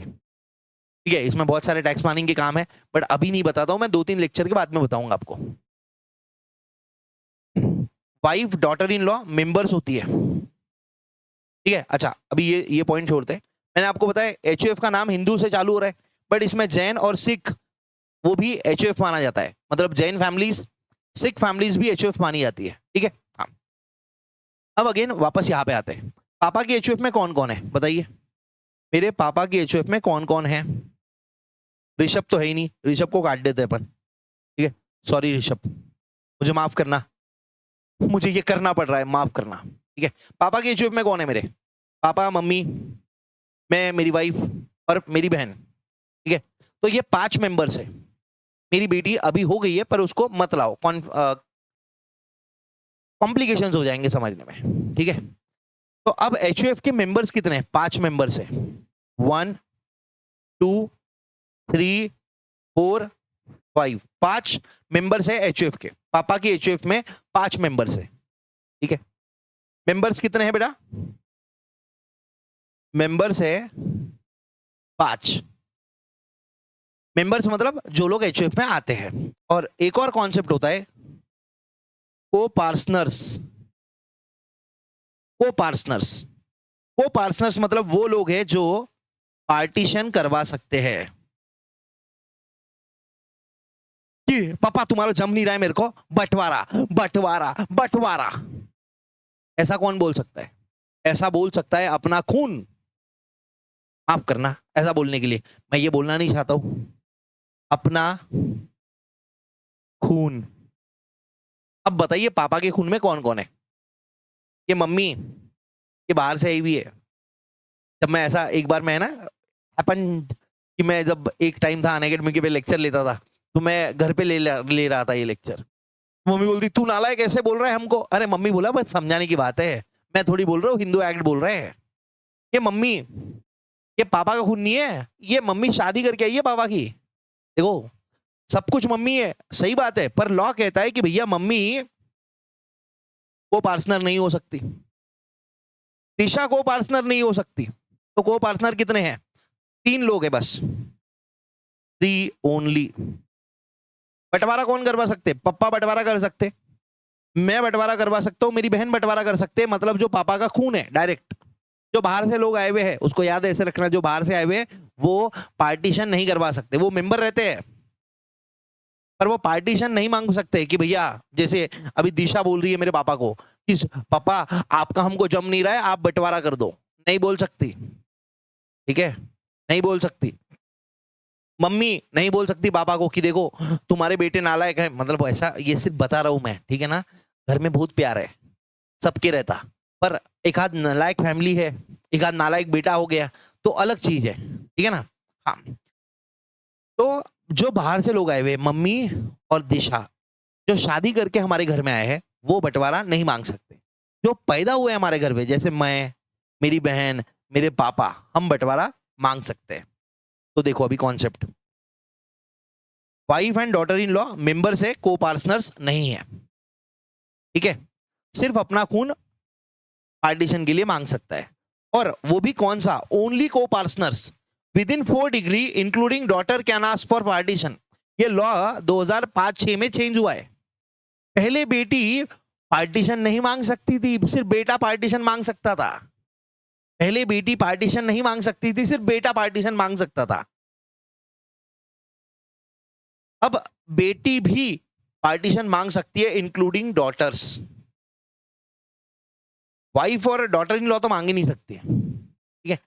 मेंबर्स, एक मेल मेंबर से चल जाता है, जो सारे लोग हैं उनको मेंबर्स बोलते हैं, बट पार्टीशन कौन मांग सकता है? ओनली को पार्टनर्स, और वो भी with in 4 degree, with in 4 degree. For example, अब देखो मेरे ग्रेट ग्रेट ग्रेट ग्रैंडफादर, इनकी एचयूएफ है, इनके एचयूएफ में पहला कौन आएगा? Great grandfather, great great great grandfather मतलब वो आदमी खुद, second great grandfather, third grandfather, चौथा फादर, पांचवा मैं। अब मैं आऊंगा तो सही उनके एचयूएफ में। देखो ये पहली जनरेशन है, great great great great great grandfather की, जीएफ मतलब ग्रैंडफादर, जीजी मतलब ग्रेट ग्रेट, गौतम गंभीर नहीं, ग्रेट ग्रेट ग्रैंडफादर, इनके एचयूएफ है। उनके एचयूएफ में कौन आएगा? ग्रेट ग्रैंडफादर, दूसरी पीढ़ी, तीसरी पीढ़ी हो गई ग्रैंडफादर की, चौथी पीढ़ी होगी फादर की, और पांचवी पीढ़ी मैं हूं। तो मैं इनके, अगर जिंदा है, इनके एचयूएफ में आऊंगा, इनके एचयूएफ में पांचवी पीढ़ी आ सकती है, पर पार्टीशन नहीं मांग सकता मैं। दादा, बड़े दादा, बड़े बड़े दादा, तो ये बड़े बड़े दादा को मैं ये नहीं बोल सकता बड़े बड़े दादा तुम्हारा पट नहीं रहा है, मेरे को पार्टीशन दे दो। वो बोलेंगे अबे तू पांचवी पीढ़ी है बे, चुप बैठ। समझे क्या? ये पहली पीढ़ी, ये दूसरी पीढ़ी, ये तीसरी पीढ़ी, ये चौथी पीढ़ी, पापा तक, ये लोग ही पार्टीशन मांग सकते हैं। मतलब पापा बोल सकते हैं, पापा के ये ग्रेट ग्रैंडफादर रहेंगे, मतलब बड़े दादा, ग्रैंडफादर मतलब दादा, ग्रेट मतलब बड़े, ऐसा। तो ग्रेट ग्रैंडफादर को पापा बोल सकते हैं कि जम नहीं रहा है तुम्हारा, पार्टीशन कर दो। मैं नहीं बोल सकता हूं, पर मैं मेंबर रह सकता हूं, मेंबर रह सकता हूं मैं, ठीक है। ये इतनी फालतू की बातें थी, कुछ खास काम का है नहीं इसमें। डॉटर्स क्या पार्टीशन मांग सकती है? आंसर इज यस, मांग सकती है। डेट याद रखना है क्या? नहीं, ठीक है, डन, ओके, हो गया।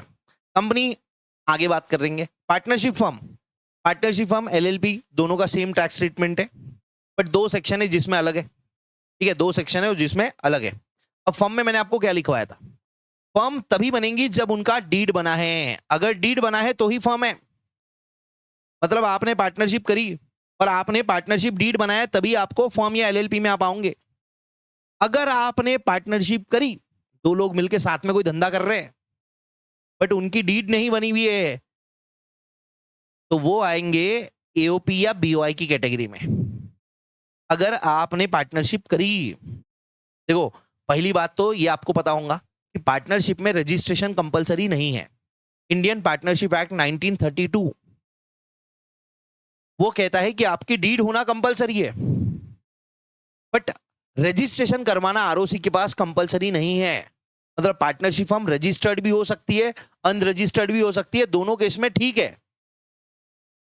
तो फर्म के अंदर रजिस्टर्ड फर्म भी आएगी, अनरजिस्टर्ड फर्म भी आएगी, फर्म के अंदर रजिस्टर्ड फर्म भी आएगी, अनरजिस्टर्ड फर्म भी आएगी। क्लियर है? बट अगर आप पार्टनरशिप करते हो और डीड बनाते हो, डीड बनाना कंपलसरी है, तो आप फर्म या एलएलपी के कैटेगरी में आओगे, चाहे आप रजिस्टर्ड हो चाहे आप अनरजिस्टर्ड हो। ठीक है? बट आपने पार्टनरशिप करी, 3 दोस्त मिलके भैया अपन साथ में धंधा करेंगे, पर उनकी डीड नहीं बनी हुई है, तो उनको पार्टनरशिप नहीं, उनको एओपी या बीओआई बोला जाएगा। इसलिए मैंने आपको बोला था इसको बाद में देखेंगे, क्योंकि फर्म के साथ ही हो जाएगा। तो भैया एओपी बीओआई में भी क्या होता है, 2 से ज्यादा लोग मिलके साथ में धंधा करते हैं, वो तो सेम चीज पार्टनरशिप में भी करते हैं, बट पार्टनरशिप में उनका डीड बने हुआ रहता है। तो इंपॉर्टेंट क्या है, पार्टनरशिप होना नहीं, इंपॉर्टेंट है डीड का होना। अगर आपके पास डीड है, अगर आप पार्टनरशिप में धंधा कर रहे हो और डीड बनी हुई है, तो उसको फर्म या एलएलपी बोलेंगे। अगर डीड नहीं बनी है तो उसको एओपी बीओआई बोलेंगे। समझे? ये याद रखना, बाद में कंफ्यूजन क्रिएट होता है। ठीक है? अब देखो यहां पे लिखा है इंक्लूड्स पार्टनरशिप फर्म, चाहे रजिस्टर्ड हो, अनरजिस्टर्ड हो, और LLP. Minor admitted to partner, उसको भी ट्रीटेड एज पार्टनर है। मतलब माइनर अगर पार्टनरशिप फर्म में आ गया तो उसको भी पार्टनर माना जाता है। ठीक है? ओके। अब एओपी बीओआई क्या है? ये पार्टनरशिप नहीं है। ये पार्टनरशिप नहीं है मतलब, अरे ये पार्टनरशिप है बट इसका डीड नहीं है।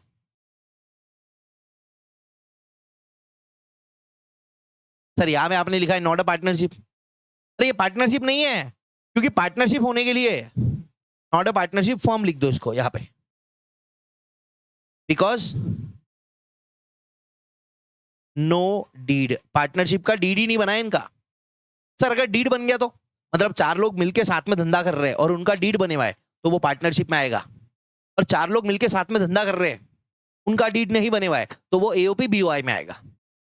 ओके, क्लियर है? अभी ये क्लियर है क्या कि फॉर्म में क्या आता है और एओपी या बीओआई में क्या आता है?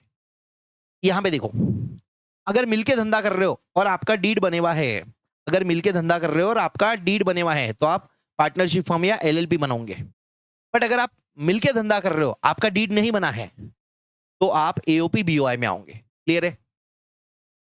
ये यहां तक क्लियर है तो बताइए, अपन आगे चलते हैं। जबरदस्त है, मजेदार कॉन्सेप्ट है। सर ये एग्जाम में आता है क्या? अनफॉर्चुनेटली नहीं पूछते साले। मतलब पूछना चाहिए भाई। ये देखो, ये ऐसा कॉन्सेप्ट है ना, जो मैं आपको बता रहा हूं 99% लोग नहीं बताते। आपको हजारों यूट्यूब पे वीडियोस मिल जाएंगे, आप चले जाओ, ये इतना डीप डाउन में जाके कोई नहीं बताएगा। चुचुंदर लोग ऊपर से मॉड्यूल पढ़ पढ़ के ऊपर ऊपर का बता देते, ये मॉड्यूल में दिया नहीं है, तो उनको पता ही नहीं है। फिर हमारे जैसे लोग का कंटेंट कॉपी करके बिगारी लोग छापते। बहुत बहुत गुस्सा आता है। अभी 6 महीना और 6 महीने के बाद मैं सॉफ्ट कॉपी जो प्रिंटेबल है ना, वो इशू करना बंद कर दूंगा। हम साला इतनी दिन रात बैठ के मेहनत करें और भिखारी लोग इसको कॉपी कर ले बिना मेहनत के। ठीक है? हाँ, अब ये बात अपनी क्लियर हो गई।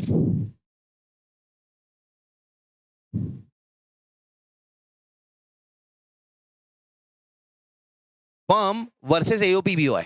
अगर पार्टनरशिप की डीड बनी है तो एओपी बीओआई फर्म बनेगा। जैसे 2 लोग हैं, ए और बी, साथ में मिलकर धंधा कर रहे हैं और उनने पार्टनरशिप का डीड बना रखा है, तो वो ए बी फर्म या एलएलपी बनेगा। बट उनका डीड नहीं है, तो वो एओपी या बीओआई में जाएंगे, एओपी या बीओआई की कैटेगरी में आएंगे। ठीक है?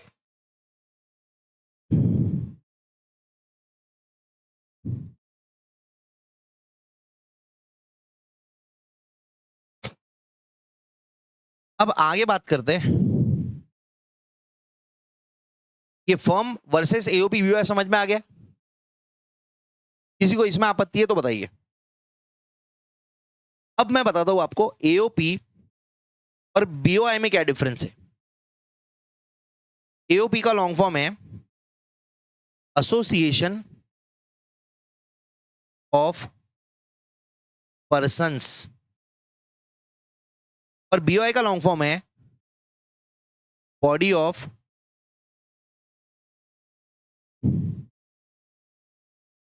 इंडिविजुअल्स। दोनों में कोई भी डिफरेंस नहीं है, बस बॉडी ऑफ इंडिविजुअल, बीओआई में सिर्फ इंडिविजुअल्स आ सकते हैं, मतलब mister X, mister Y, mister Z, ये तीन लोग मिलके अगर कोई पार्टनरशिप बना रहे हैं तो वो फर्म बनेगी एक्स वाई जेड फर्म। यहां पे सिर्फ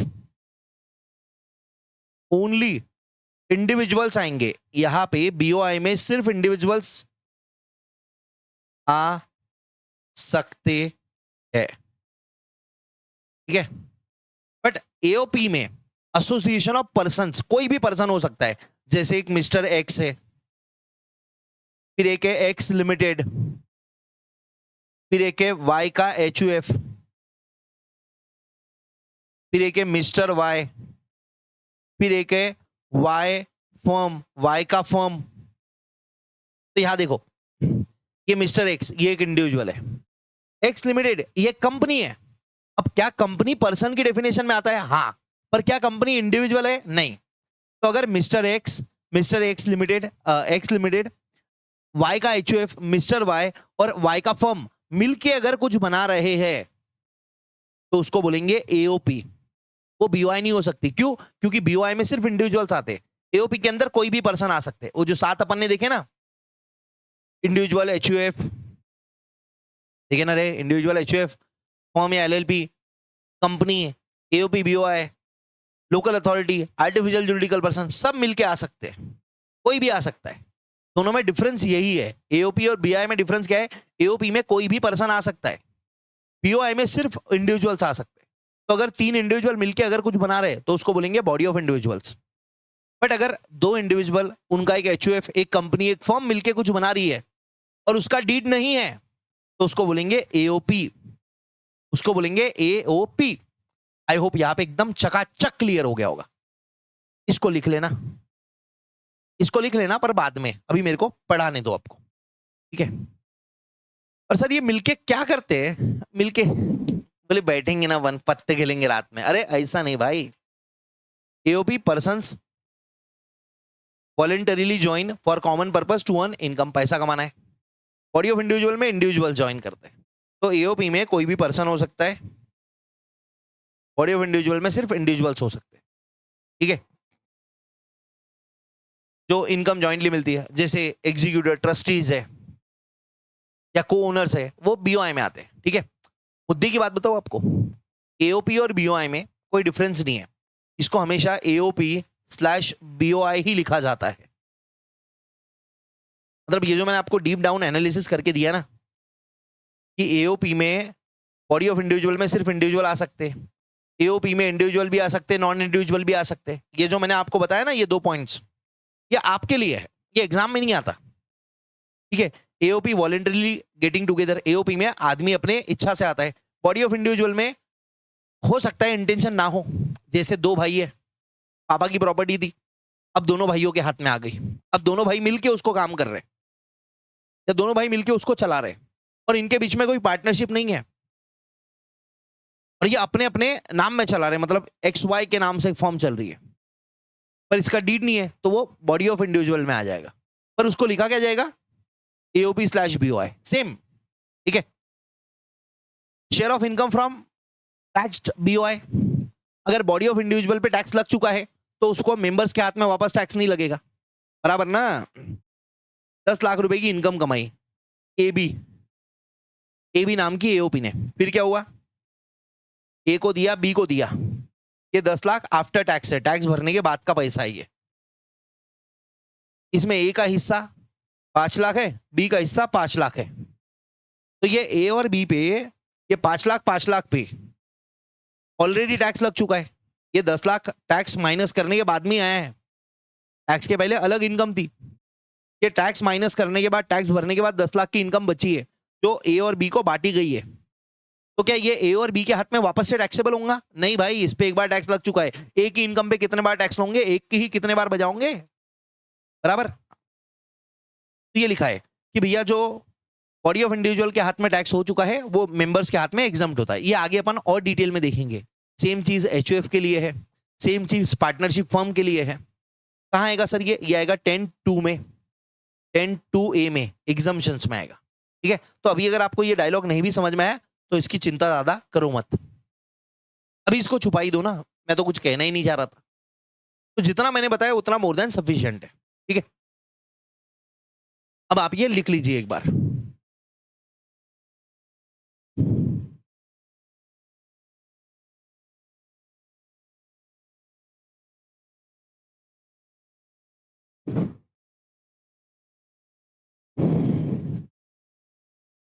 कोई भी पर्सन आ सकता है। ठीक है, ये लिख लीजिए। चलो, ठीक है, अब लोकल अथॉरिटी। लोकल अथॉरिटी एक स्टैट्यूटरी बॉडी होती है, जैसे जिला परिषद, म्युनिसिपल कमिटीज, म्युनिसिपल कॉर्पोरेशन, या ग्राम पंचायत बोल दो, डिस्ट्रिक्ट बोर्ड, म्युनिसिपैलिटी, किसी भी नाम से हो, such as municipal committee, district board, municipality, किसी भी नाम से हो। और इनका काम क्या रहता है कि जो म्युनिसिपैलिटी है, जो जिस रीजन के ये दायरे में, मतलब जो रीजन इनके दायरे में है, उसके जो फंड्स है उसको एडमिनिस्टर करे, बराबर। Legally interested by government, interested मतलब जिन पे भरोसा किया गया गवर्नमेंट ने, क्योंकि देखो स्टेट गवर्नमेंट हर एक सिटी के अंदर जा जाके सबका मैनेजमेंट नहीं कर सकती, तो स्टेट गवर्नमेंट ने हर सिटी में अपनी अपनी लोकल अथॉरिटी बना रखी है। ठीक है, जैसे पुणे म्युनिसिपल कॉर्पोरेशन है, ये क्या करती है, पुणे का जितना भी फंड है, जितना भी टैक्स वगैरह आ रहा है, उस पर काम करती है। Control and management of municipal और local fund for administrating local area. ठीक है, अब ये लोकल अथॉरिटी मतलब, अब मैंने आपको बता दिया था, जिला परिषद, ग्राम पंचायत, म्युनिसिपल कॉर्पोरेशन, पंचायत समिति, ये सब इसमें आ जाते हैं। ठीक है, अब ये इंपॉर्टेंट नहीं है इनकी कौन सी इनकम पे टैक्स लगता है, दिस इज इंपॉर्टेंट, ये एक्चुअली इंपॉर्टेंट है। बट मैं आपको बताता हूं, डायरनीज एग्जाम में ये भी नहीं आता, एग्जाम में ये भी नहीं आता। मैंने इसका टेबल बना के रखा है, बेटा पानी देना रे, मैंने इसका टेबल बना के रखा है, सिंपल लैंग्वेज में आपको समझ में आ जाएगा। ठीक है, लोकल अथॉरिटी की इनकम, लोकल अथॉरिटी जैसे एग्जांपल ले लो, पुणे म्युनिसिपल कॉर्पोरेशन, इसको अपने खुद के जुरिस्डिक्शन में गुड्स या सर्विस बेच के, पुणे म्युनिसिपल कॉर्पोरेशन अगर कोई गुड्स या सर्विस बेच रही है, जैसे को लोगों को रेंटिंग पे प्रॉपर्टी दे रही है, म्युनिसिपल कॉर्पोरेशन की जगह है, पार्किंग के लिए किसी को रेंट पे दिया, तो इसको बोलते हैं सर्विस दिया है उन्होंने, कुछ गुड्स बेचे हैं, तो उसको बोलते हैं सप्लाई ऑफ गुड्स। अगर अपने खुद के जुरिस्डिक्शन में गुड्स या सर्विस दे रही है और उससे इनकम हो रही है, तो वो पूरी की पूरी एग्जम्प्ट है, लोकल अथॉरिटी को उस पर टैक्स नहीं लगेगा। ठीक है, अपने एरिया में, अपने एरिया के लोगों के लिए काम करना ही उनका काम है, तो जो अपने एरिया में गुड्स या सर्विस सप्लाई कर रहे हैं, उससे जो उनको इनकम हो रही है वो एग्जम्प्ट है, इट इज नॉट टैक्सेबल, वो एग्जम्प्ट है। ठीक है, बट अगर जैसे मैंने बताया पुणे म्युनिसिपल कॉर्पोरेशन, अगर हमारे बाजू में ही एक पीसीएमसी है, पिंपरी चिंचवड म्युनिसिपल कॉर्पोरेशन, ये दूसरा है, पुणे म्युनिसिपल कॉर्पोरेशन अगर पीसीएमसी में कुछ गुड्स या सर्विस बेच रही है, तो वो उसके एरिया के बाहर है। पुणे म्युनिसिपल कॉर्पोरेशन के एरिया में क्या आता है, पुणे आता है। पिंपरी चिंचवड पीसीएमसी, इसके एरिया में क्या आता है, पीसीएमसी आता है। अब पीसीएमसी में मान के चल लो वाटर का शॉर्टेज हो गया, तो पुणे म्युनिसिपल कॉर्पोरेशन ने अपना पानी इनको सप्लाई किया, या इलेक्ट्रिसिटी का शॉर्टेज हो गया, बिजली कम बनाई है, उसका सप्लाई करा, या फिर गेहूं कम पड़ गए, चावल कम पड़ गए, उसका सप्लाई करा, तो क्या ट्रीटमेंट होगा, ये यहां पे दे रखा है। अगर लोकल अथॉरिटी अपने जुरिस्डिक्शन के बाहर, अपने जुरिस्डिक्शन के बाहर, आउटसाइड इट्स जुरिस्डिक्शन, वाटर या इलेक्ट्रिसिटी सप्लाई कर रही है, तो देखो यार, वाटर और इलेक्ट्रिसिटी तो क्या है, बेसिक नीड्स है, उससे होने वाली इनकम एग्जम्प्ट है। बट अगर वाटर या इलेक्ट्रिसिटी के अलावा कोई और गुड्स या सर्विस सप्लाई कर रही है, जैसे राइस दे दिया, चावल दे दिए, व्हीट सप्लाई कर दिया, तो उससे होने वाली इनकम टैक्सेबल है। बस एक ही इनकम टैक्सेबल है, लोकल अथॉरिटी की एक ही इनकम टैक्सेबल है, कौन सी, सप्लाई ऑफ एनी गुड्स और service other than water and electricity. कौन सी इनकम टैक्सेबल है, इसको इंग्लिश में बोल रहा हूं स्टेटमेंट के फॉर्म में, income of local authority, income of local authority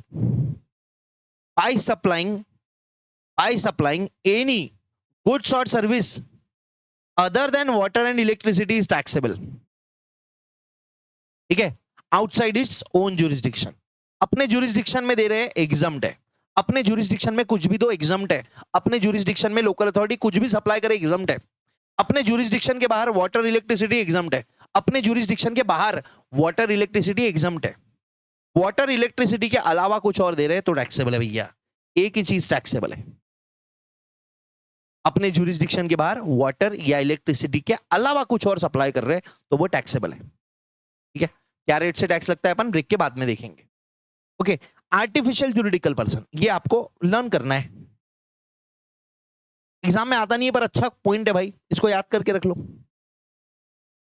artificial juridical person residual category है। अगर असेसी पहले 6 कैटेगरी में नहीं आता तो वो इस क्लॉज के अंदर आर्टिफिशियल जुरिडिकल पर्सन माना जाएगा।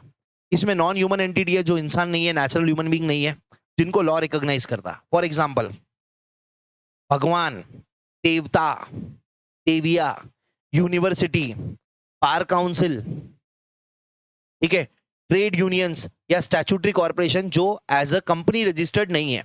अगर आप एज अ कंपनी रजिस्टर्ड हो, कोई यूनिवर्सिटी है वो as a company, as a private company registered है, तो वो प्राइवेट कंपनी रहेगी, कंपनी में आएगी। बट अगर वो प्राइवेट कंपनी बोल के रजिस्टर्ड नहीं है तो कहाँ आएगी? आर्टिफिशियल जुरिडिकल पर्सन में आएगी। वो कहाँ आएगी? आर्टिफिशियल जुरिडिकल पर्सन में आएगी। ठीक है, ओके। अब ये कुछ लोग हैं, मैंने दे रखा है, इनका करते हैं, कंपनी करते हैं, फिर ब्रेक देते हैं। आई नो बहुत सारे लोग चैट में मैं देख रहा हूं 2-3 लोग बोल रहे सर ब्रेक दे दो। नहीं, पहले एक बार आप देखिए ये सारे लोग कौन आते हैं।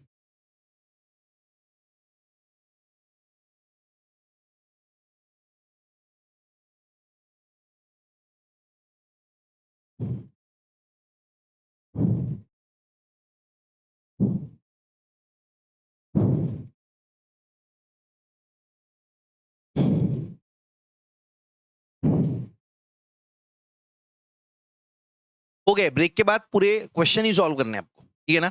Don't worry. आगे देखो, ये सब नंबर नंबर दिख रहे हैं आपको, सब नंबर नंबर, ठीक है, चिंता मत करिए, थ्योरी खत्म हो गया अपना, बस एक लास्ट लेक्चर रहेगा जो थ्योरी का रहेगा।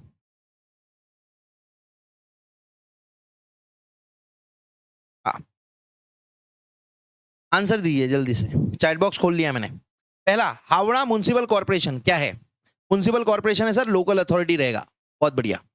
कॉर्पोरेशन बैंक लिमिटेड, अब जिसने यहाँ पे कॉर्पोरेशन पढ़ के कंफ्यूज हो गया, आर्टिफिशियल जुरिडिकल पर्सन है सर, अरे भैया लिमिटेड आ गया है, it is registered as company, तो इसको क्या बोलेंगे? इसको बोलेंगे कंपनी। ठीक है, मिस्टर अमिताभ बच्चन कौन है? Individual. Amitabh Bachchan corporation limited, limited है, कंपनी है, कंपनी है। Joint family of Shri Ram, Shrimati Ram, उनके बच्चे लवकुश, राम की पूरी फैमिली है, ये HUF रहेगा। कैलकाटा यूनिवर्सिटी, यूनिवर्सिटी काय में आता? इंडिविजुअल है? नहीं। HUF है? नहीं। क्या पार्टनरशिप फॉर्म है? नहीं। डीड नहीं है उनकी बनी हुई, ठीक है। क्या पार्टनरशिप फॉर्म है? नहीं है। फिर AOP BOI? नहीं है। फिर कौन है? Artificial juridical person, artificial juridical person. 7th, XY who are legal heirs of Z, Z के 2 बच्चे X और Y, ये मिलके अगर कोई काम कर रहे हैं तो इनको क्या बोलेंगे? Body of individuals. Partnership deed थोड़ी है, कहां लिखा है डीड है? नहीं है, बोला एक आदमी के 2 बच्चे, ये मिलके अगर कुछ करेंगे तो क्या होगा? BOI होगा। पर इसको BOI नहीं, इसको बोलते हैं AOP/BOI, यही बोलते हैं, क्योंकि अपने को पता नहीं वो जानबूझ के साथ में आए हैं, मतलब इंटेंशन है या फिर मजबूरी में है। सोल प्रोप्राइटरशिप बिजनेस इंडिविजुअल की कैटेगरी में आता है, पार्टनरशिप बिजनेस फर्म या LLP के कैटेगरी में आता है। ठीक है, ये इसका आंसर है, एक बार चेक कर लेते, सही है क्या? सही है। ये हो गए अपने सारे टाइप्स ऑफ पर्सन, बट एक चीज बची है, कंपनी। ठीक है, कंपनी में ध्यान से सुनना, कंपनी का नेचर, कंपनी के बारे में बहुत लंबी चौड़ी बातें बता रखी है बुक में, कुछ काम का नहीं है आपको, जितना काम का है मैं आपको यहाँ पे बता रहा हूँ। कंपनी 2 टाइप की होती है, एक डोमेस्टिक कंपनी, दूसरी foreign company. Sir Indian company, हमने तो लॉ में पढ़ा था इंडियन कंपनी होती है, उसका क्या है? अरे इंडियन कंपनी डोमेस्टिक कंपनी में आती है, आपने बचपन में पढ़ा होगा ना, एक होती है इंडियन कंपनी, एक होती है फॉरेन कंपनी। हाँ, इंडियन कंपनी का डेफिनेशन क्या है? इंडियन कंपनी का डेफिनेशन है कि ऐसी कंपनी जो इंडिया में रजिस्टर्ड है अंडर कंपनीज एक्ट 2013 या उसके पहले का एक्ट, ठीक है। इंडियन कंपनी का मतलब क्या होता है, लिखना मत, सुन लो सिर्फ, आगे बहुत बेसिक चीज लगेगी ये आपको। इंडियन कंपनी का मतलब क्या होता है, ऐसी कंपनी जो इंडिया में रजिस्टर्ड है और जिसका हेड ऑफिस इंडिया में, रजिस्टर्ड इन इंडिया,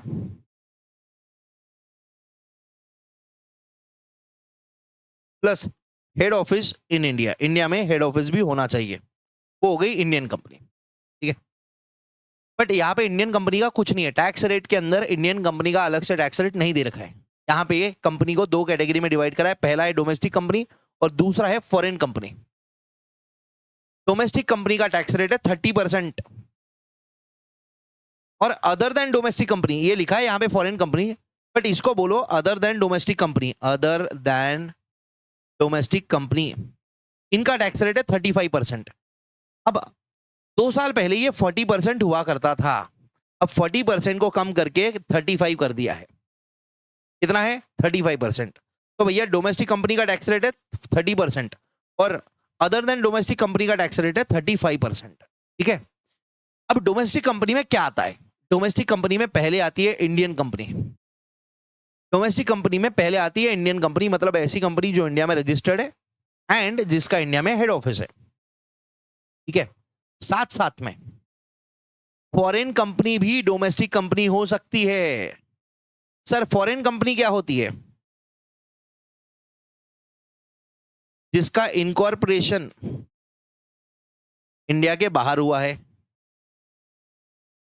प्लस जिसका हेड ऑफिस इंडिया के बाहर है।